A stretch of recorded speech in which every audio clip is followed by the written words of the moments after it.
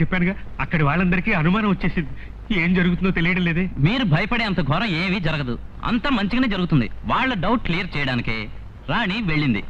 ఎలా వెళ్ళిందో తెలుసా?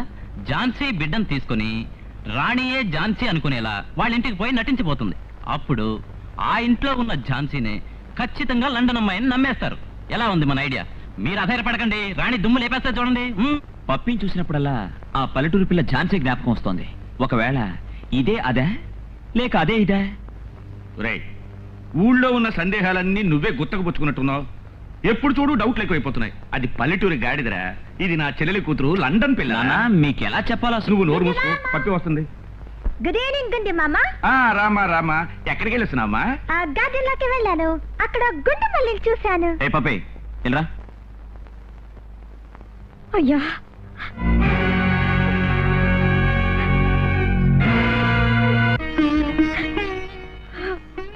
నువ్వా? ఎందుకొచ్చా? ఎవరు నువ్వు? ఎవరిని లోపలికి వెళ్ళారు? మామా సార్, ఎవరి అమ్మాయి? చేతిలో ఒక బ్యూటిఫుల్ సన్. అమ్మా, అదంతా నేను చెప్తాను. మిమ్మల్ని చూడడానికి నేను వచ్చాను. మీ కాళ్ళు పట్టుకొని నా జీవితం నాశనం చేయొద్దు అని అడగటానికి వచ్చాను. ఏ గుండి మామ, ఈ అమ్మాయి ఏంటి ఏడుస్తూనే మాట్లాడుతూనే ఏడుస్తుంది. ఈ తెలుగు నాకు అర్థం కావడం లేదు. నాకు మాత్రం ఎలా అర్థం అవుతుంది? శని ఇక్కడికి వచ్చి అరుస్తుంది. పో బయటికి. పోతాను, నా భర్తతో పోతాను. పంపవయ్య నీ కొడుకుని. వాట్? గుండు మామ, ఈ పిల్ల ఏం చెప్తోంది? అమ్మా, మీరు పెళ్లి చేసుకోబోతున్నారే, వారు నన్ను మోసం చేసి పాడు చేసి బిడ్డకు తల్లి చేశారు. నా ఇంటి నుంచి నన్ను వెళ్ళగొట్టారు. చివరకు మీ దగ్గరకు చేరారు. అమ్మా, మీరు విదేశాల నుంచి వచ్చిన వారు, నాగరికత తెలిసిన వారు.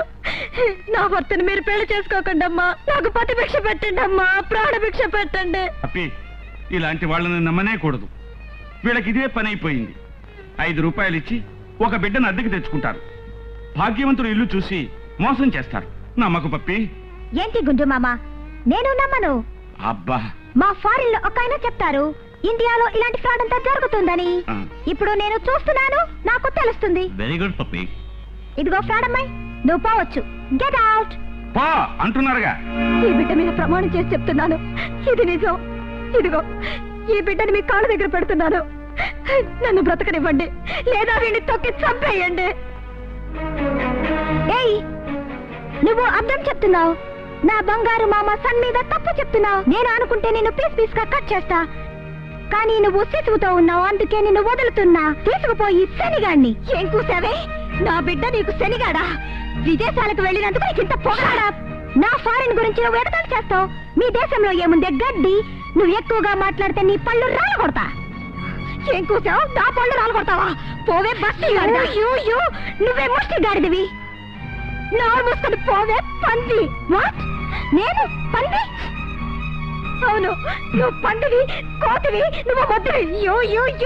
నువ్వు రాస్కల్, ఇడియట్, స్టూపిడ్. నిన్ను బయటకు రావే చెప్తాను. నీ ఆఫ్రికా జుట్టు గొరికి సవర కట్టించుకుంటానే. బట్ నా ఆఫ్రికా జుట్టు గొరికి నువ్వు సవర కట్టించుకుంటావు. అయ్యో, నువ్వు బయటకు పోవే. పప్పిమ్మ, నువ్వు రామ్మా, నేను చూసుకుంటాను. నువ్వు బయటకు వస్తావుగా, అప్పుడు నేను చూపిస్తానే. ఏమిట్రా, పప్పియే ఝాన్సీ అని తప్పుడు ఐడియా ఇచ్చావుగా, ఇప్పుడేమంటావు? తప్పేనానా? ఎలాగో ఝాన్సీ పీడదులింది. ఇక మీదట అదెంత మోసగించినా పప్పి నమ్మనే నమ్మదు. బుర్ర తక్కువ వెధవ. ఈ ఝాన్సీని రెచ్చగొట్టింది ఎవరు? ఆ రాణియే. అవునన్నా, ఇక మీదట మన మనుషుల్ని నమ్మి ప్రయోజనం లేదు. అందుకని వాళ్ళని అంతం చేయడానికి ఫారెన్ లో ఉండే మొరటి మనుషులు ఏర్పాటు చేశాను.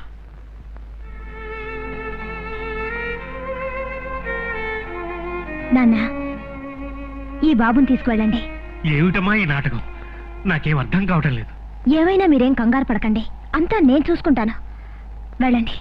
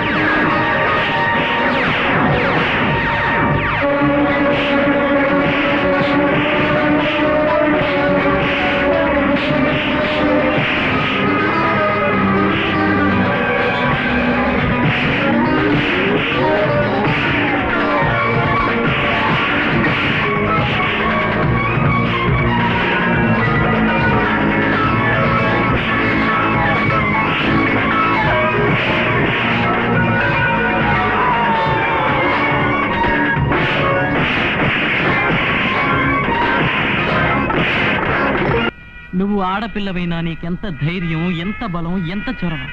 నీ ధైర్యాన్ని నేను ప్రేమిస్తున్నాను. నిన్నే ప్రేమిస్తున్నాను. కానీ ఆ మాట అంటే నువ్వెక్కడ బంతాడేస్తావని భయంగా ఉంది రాణి.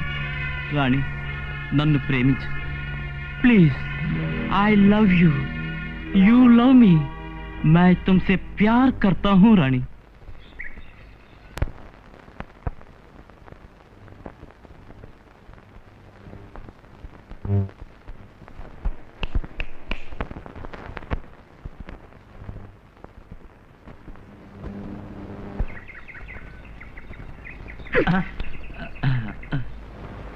ఏంటి గుంజు మామ కబురు పెట్టావు? నీ గురించే మాట్లాడుకుంటున్నావమ్మా. కూర్చో కూర్చో కూర్చో. రై అడగరా.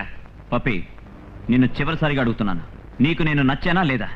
బాగా నచ్చావు. మరైతే ఆలస్యం దేనికి? మనసులు కలిసాయి, ఇద్దరు పెళ్లి చేసేసుకోవచ్చుగా. మనసు ఒకటే జీవితం కాదు గుంజు మామ. మనీ మనీ అది కలవాలి. నాకు మీ స్టేటస్ పూర్తిగా తెలియాలి. రాజశేఖర్, ఏమిటి అలా చూస్తూ కూర్చున్నావు? తీసుకెళ్లి మన అండర్ గ్రౌండ్ అంతా చూపించు. రండి మారండి, తండ్రి కొడుకులు కలిసి చేసే అక్రమం చూడండి. చిచి, అద్భుతం చూడండి. ఏమిటిదంతా? ఇవన్నీ నకిలీ వజ్రాలు. ఇక్కడ చూసారా, నోట్లన్నీ కొండల్లా పడున్నాయి. ఇదంతా దొంగ నోట్లు. ప్రపంచంలో ఉన్న నోట్లన్నీ మేమే చేస్తున్నాం. చూసారా, పెట్టెలు పెట్టెలుగా బయటికి పంపుతాం, రెడీగా ఉన్నాయి. ఇలా చూడండి, ఇదంతా మేలింగ్ బంగారం, షిప్పుల్లో వచ్చి దిగింది. దీని విలువ కొన్ని కోట్లు. కోట్ల? కేడీల బిజినెస్ కోట్లు కదండి.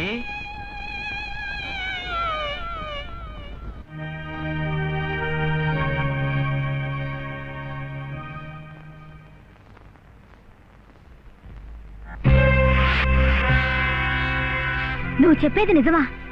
వాళ్ళు అంతటి ఘనులా? అవును, భూగోళం మ్యాప్ లో ఉన్న అన్ని దేశాల నోట్లు వచ్చేస్తున్నారు. దొంగ బంగారంతో నాణేలు తయారు చేస్తున్నారు. రంగు రంగుల రాళ్లు తయారు చేస్తున్నారు.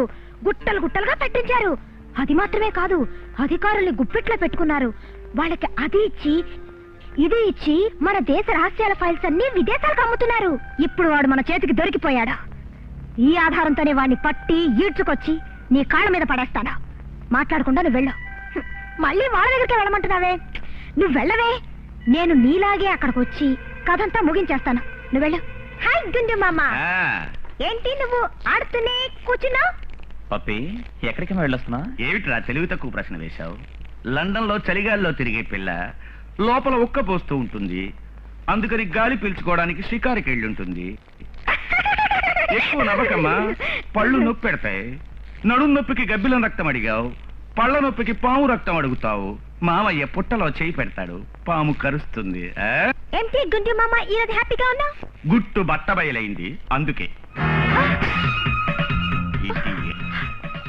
నువ్వు నా లండన్ కొడలేవా?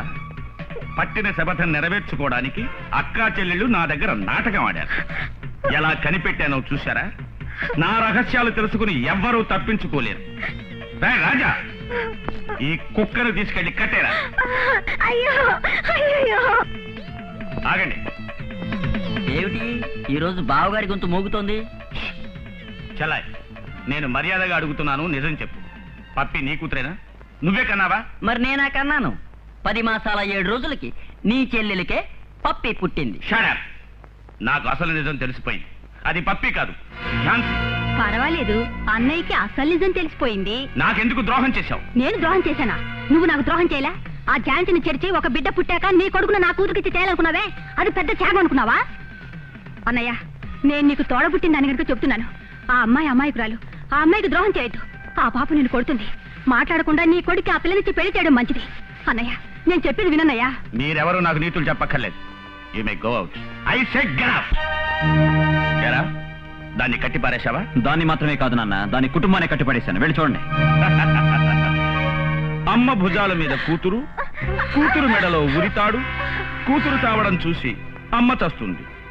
మీ మనవడు పాముతో ఆడుకుంటున్నాడు. చివరికి నన్ను అవమానపరిచిన కుటుంబమే క్లోజ్. నన్ను కన్న పాపానికి మా అమ్మని నాన్నని ఏమీ చేయొద్దు. వాళ్ళని వదిలేయండి, మీ కాళ్ళు పట్టుకుంటాను. ఏమిటి వదలడమా? మీ కుటుంబం అంతా అణువణువునా చావాలి. అది నేను చూడాలి. అదే నా ఆశ.